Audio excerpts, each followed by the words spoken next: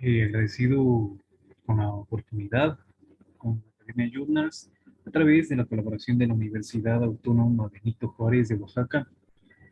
Soy el médico Guillermo Samaniego, procedente de Ecuador, y a continuación voy a compartir con ustedes la investigación denominada Reacciones adversas post vacuna COVID-19 en grupos vulnerables o grupos de riesgo de la provincia de Loja. Quienes hemos desarrollado el presente estudio somos Guillermo Samaniego, que me presenté de inicio, la odontóloga Nathalie Samaniego, la magíster Luz Samaniego y el magíster Edmundo Samaniego. Bien, referente a los datos como antecedente que podemos mencionar, la ciudad de Loja es una localidad que se encuentra al sur del Ecuador.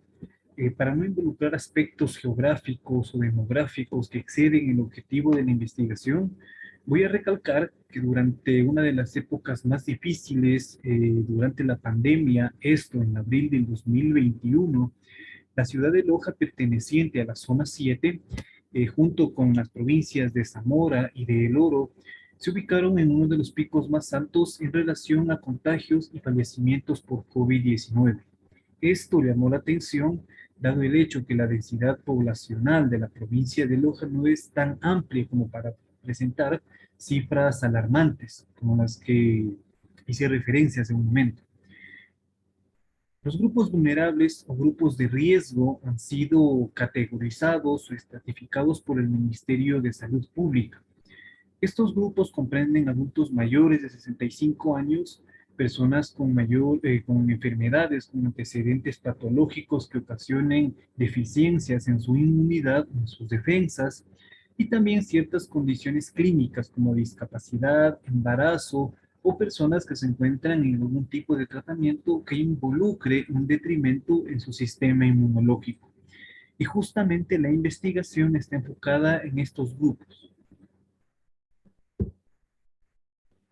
Dentro de los objetivos que nos planteamos con la presente investigación, es necesario puntualizar un dato de importancia. La vacunación actualmente se plantea como la alternativa de mayor valor clínico en cuanto a disminución de casos nuevos de COVID-19, complicaciones y posibles secuelas que pueda dejar la enfermedad. Entonces, el objetivo de la presente investigación fue evaluar las posibles reacciones adversas de la vacunación contra COVID-19, sobre todo en individuos con antecedentes diagnósticos de riesgo. Es importante puntualizar esta palabra posibles porque en muchos casos los eventos adversos, las reacciones secundarias que se presentan luego de la vacunación pueden no estar asociadas necesariamente al proceso de vacunación. Pueden desencadenarse de pronto como una alteración propia de la enfermedad de base. En lo correspondiente a los materiales y métodos para desarrollar la investigación, se realiza un análisis descriptivo retrospectivo de las posibles reacciones adversas presentadas por los individuos que recibieron 3 dosis de vacuna autorizadas para la inoculación en la República del Ecuador, provincia de Loja. En una muestra de 228 personas con factores de riesgo, como edad mayor a 65 años, antecedentes diagnósticos de vulnerabilidad. La herramienta de recolección de datos consistió en un cuestionario el cual fue aplicado de manera presencial en los puntos de vacunación que emitió a través de convocatoria el Ministerio de Salud Pública y a través de la plataforma de formularios de Google. Algunos datos del desarrollo de la investigación. Es importante mencionar los criterios de valoración clínicos e inmunológicos. Si bien es cierto, la vacuna se presenta como una barrera de protección, sobre todo en personas que tienen una alta vulnerabilidad para contraer el virus. Se han estudiado diversos parámetros para poder solventar, para poder identificar y notificar a los organismos de control. Esto dentro de lo que comprende la estrategia ESAVI. Las vacunas que se encuentran vigentes en el Ecuador son la Pfizer, AstraZeneca, CoronaVac y CanSino. Cada una de estas con las indicaciones en la ficha técnica. De la ficha técnica de cada una de ellas pudimos resumir el siguiente cuadro, que las posibles reacciones adversas que se presenten son malestar general. Esto resumido, como los pacientes lo mencionan, como dolor del cuerpo, dolor del músculo, de los músculos, alteraciones de pronto en la marcha. También otras manifestaciones como cefalea, dolor de cabeza y fiebre, que las que se encuentran en el cuadro superior han sido algunas de las más frecuentes y sobre todo las que más se toman en cuenta en la ficha técnica de las vacunas. Y otras, las que están en el recuadro inferior, como manifestaciones respiratorias, manifestaciones dermatológicas, síntomas digestivos, que por lo general son muy poco frecuentes, pero en alguna instancia acompañaron también la evolución de los pacientes post vacuna. En lo que compromete los resultados.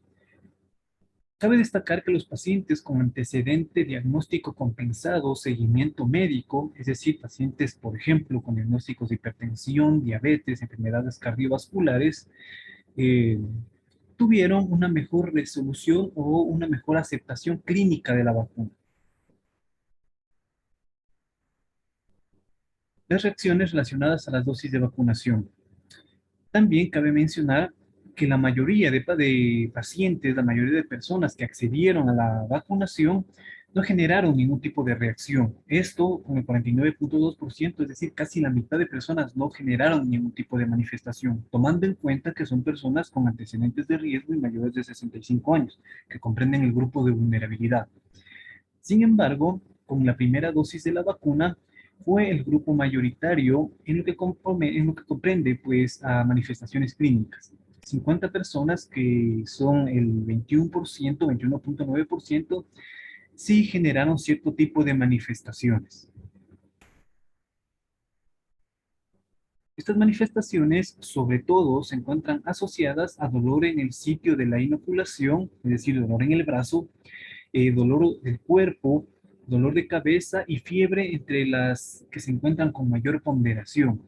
Y hay que tener en cuenta que estas manifestaciones que nos reflejaron los pacientes consultados son justamente las que se encuentran descritas en la ficha técnica de las vacunas. Otras manifestaciones menores como síntomas digestivos, edemas, síntomas respiratorios no fueron tan frecuentes y por lo general se puede asumir que no se asocian al proceso de vacunación. De la misma forma, el tiempo en el que se presentaron estas manifestaciones fueron durante las primeras 24 horas después de la inoculación principalmente. Hay que tener en cuenta que una de las estrategias es mantener luego de la vacunación por 30 minutos en vigilancia estricta a los pacientes. Sin embargo, cabe destacar que todas estas manifestaciones presentadas incluso 24 horas después de la vacunación fueron de leves a moderadas. Casi ninguna no generó mayor preocupación. Entonces, en virtud de estos resultados, nos hemos permitido redactar algunas consideraciones finales. Los antecedentes patológicos y enfermedades de base que llevan un adecuado control médico tienen menos probabilidad de desarrollar reacciones adversas con la vacuna contra COVID-19. Las reacciones adversas se presentaron con mayor frecuencia e intensidad durante las primeras 24 horas de la inoculación. Esto quiere decir que probablemente un cuadro de manifestaciones clínicas que incluso pueden reflejarse en la ficha técnica del producto probablemente no se asocien directamente a la vacunación. Otras reacciones no descritas o fuera del tiempo de evolución es muy probable que no se asocien a la vacunación contra COVID-19. Y la mayoría de eventos adversos menores relacionados a la vacunación no fueron notificados a los organismos de salud. Este ha sido parte de nuestro estudio, de los resultados que hemos podido compartir. Nuevamente reitero mi agradecimiento a Academia Journals y a la colaboración de la Universidad Autónoma Benito Juárez de Oaxaca. Muchas gracias.